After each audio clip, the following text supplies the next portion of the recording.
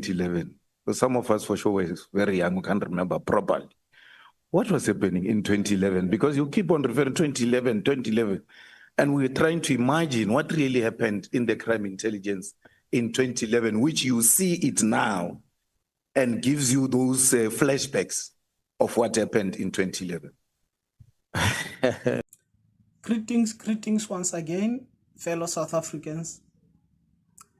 As we have expressed and expected that Sello Julius Malema will never want to miss the opportunity to be given a chance to show and reflect how both the government of President Jacob Zuma and the government of President Cyril Ramaphosa have failed on the very same environment or area.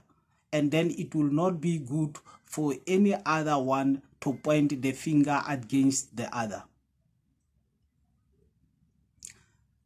As we have shown that strategically, it was only the plans or the ideas of the others to isolate Sello Julius Malema from Lieutenant General Nhlanhla Mkhwanazi. And then we have seen that they have failed. Some, unfortunately, were even having a unprecedented wish that he should have already gone straight to jail immediately after being found guilty. We have picked it up, and it has been shocking to realize how the people are desperate to not see Sello Julius Malema being at the ad hoc committee. And it was a shock for them when they see Julius Malema coming to question Nhlanhla Mkhwanazi in a very, very calm and polite and comfortable manner, of which he even went straight to the questions and bring fruitful questions that make Nhlanhla Mkhwanazi himself to answer in return in a very same reflective way. To such an extent that as we see it now, every talk of the day is how Sello Julius Malema and Nhlanhla Mkhwanazi went all out to siphon and bring out as much information as possible, even as far back as 2007 at Polokwane conference, of which he, Julius Malema, was part of.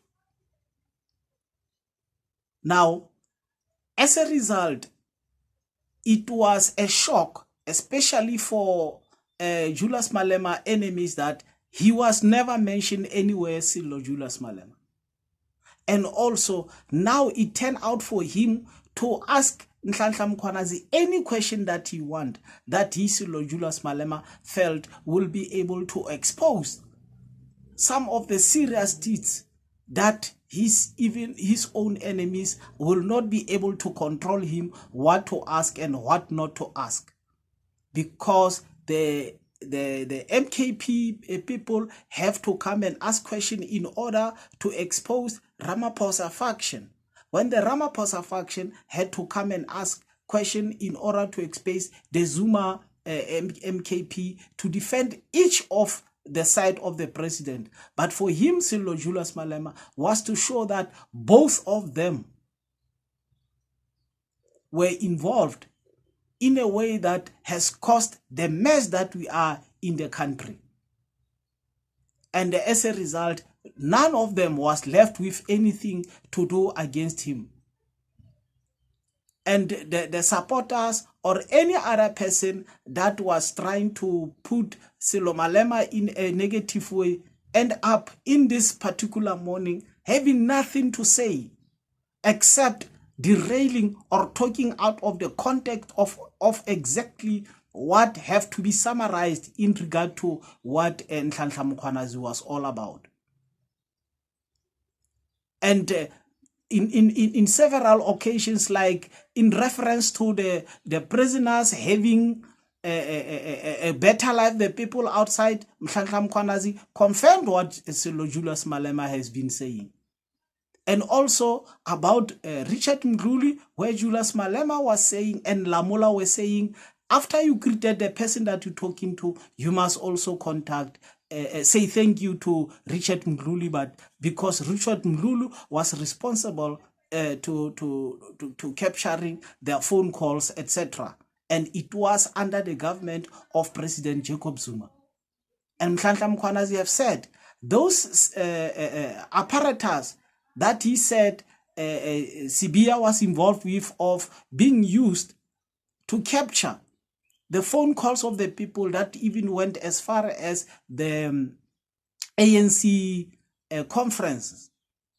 It is exactly the same thing that has been done with the government of Jacob Zuma. So if Cyril Ramaphosa can be blamed for not having acted on a particular matter, the very same issue could be said about Jacob Zuma government. So up to this far, Julius Malema turned out to play and be on a higher super logic way of thinking and played around with his political opponents. Thanks for watching this video.